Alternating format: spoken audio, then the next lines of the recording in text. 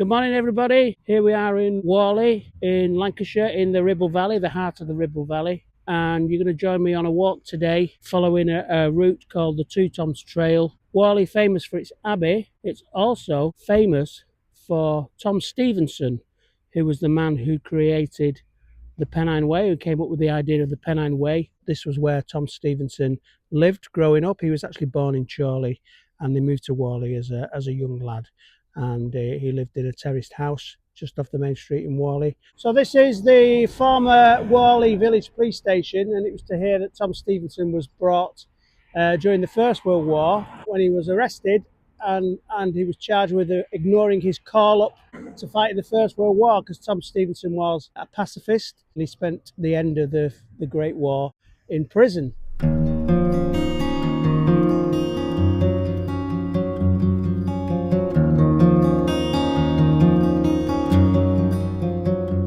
At the age of 13, he went to work in the print works at Barrow.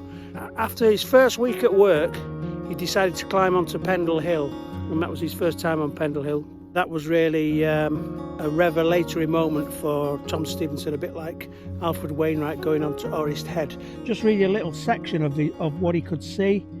He said, "Some 30 miles northwards rise Ingleborough and Pennygent, and to the east of them the hills above Malham meet the horizon. Across the valley we have Grindleton Fells, and behind them the high moorlands stretching to Clapham and Lancaster. Just peeping over Brusham Fells are the crests of the hills forming the Trough of Bowland. More to the left the hills above Chipping bound the view. Still further to the left is the blunt termination of Longridge Fell with its thickly wooded summit. Due south stands Whalley Nab. These hills are but the frame, though, that surrounds a most exquisite picture. With undepictable irregularity, the meadows and woodlands stretch from one hill to another, whilst here and there are dotted tiny villages. Down in the bottom of the valley, the Ribble meanders gracefully through verdant meadows and golden woods by rocky cliffs and grassy knolls as it makes its way to the sea, just discernible like a silver ribbon behind the tops of proud Preston's tallest chimneys." It began his lifelong love of rambling, and also sowed the seeds of this idea of the Pennine Way, this long green trail going northwards along the backbone of England, which he was to write up in a newspaper article in the Daily Herald in 1935. And not forgetting that Tom Leonard, who was a congregational church pastor in Colne, used to bring his church congregation, the Rambling Club, out onto Pendle Hill for rambles before he went further afield and went up to the Lake District.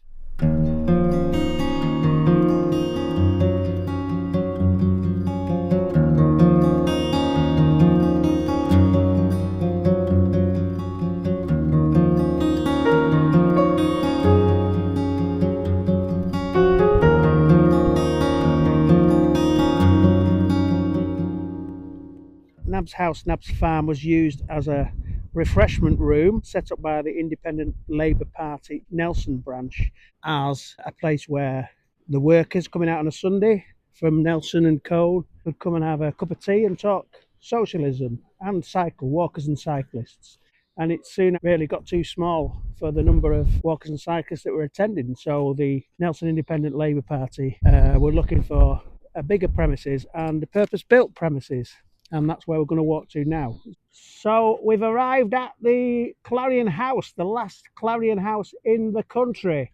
And if you're lucky enough to do this walk on a Sunday, you'll be able to go in, have a cup of tea and some refreshments. It was here to provide a place where walkers and cyclists from the mill towns could come over and enjoy their Sunday outing. This used to be a meeting place for an organisation called the Pennine Paths Association. Tom Stephenson was involved with the Pennine Paths Association and he often attended their annual rallies. And it's said that the Pennine Paths Association actually surveyed part of the Pennine Way for Tom Stephenson when he was creating it. So very much linked with what was Tom Stephenson was trying to do to open up the countryside to everybody.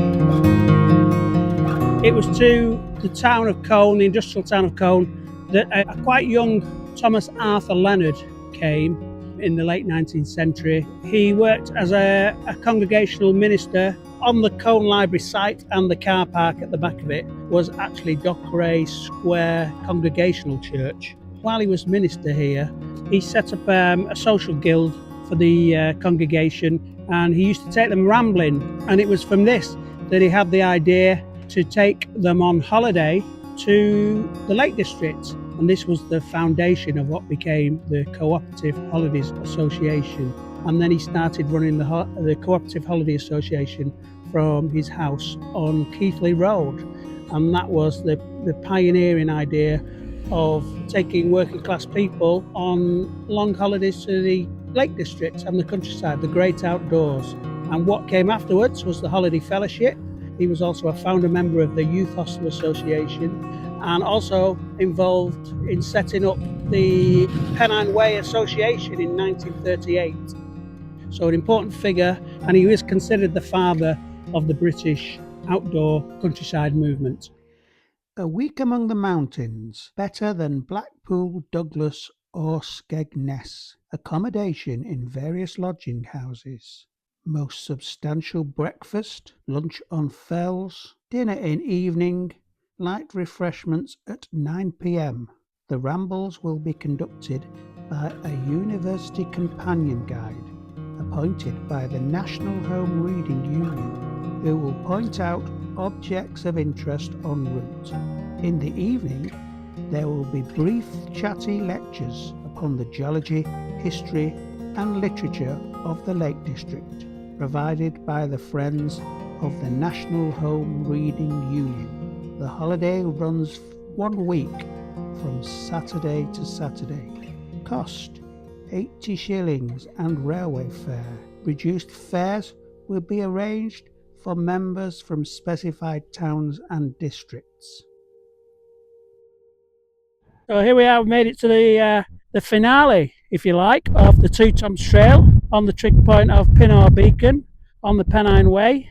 So we can look round to the west and see Pendle Hill, where we started the walk on the other side of Pendle Hill in the village of Whalley.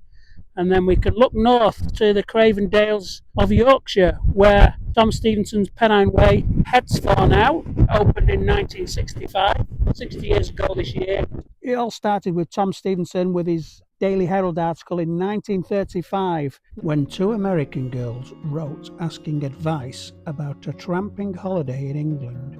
I wondered what they would think of our island, particularly of the restrictions placed in the way of those who wish to see some of our most captivating scenery.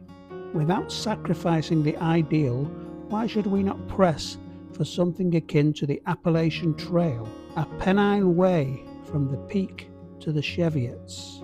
Whatever the cost, it would be a worthy and enduring testimony, bringing health and pleasure beyond computation, for none could walk that Pennine Way without being improved in mind and body, inspired and invigorated, and filled with the desire to explore every corner of this lovely island.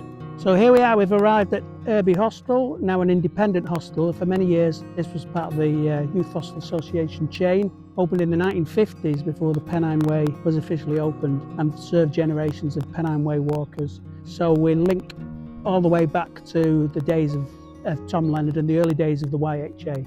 So thanks for joining us. When you get a chance, come and do the Two Toms Trail.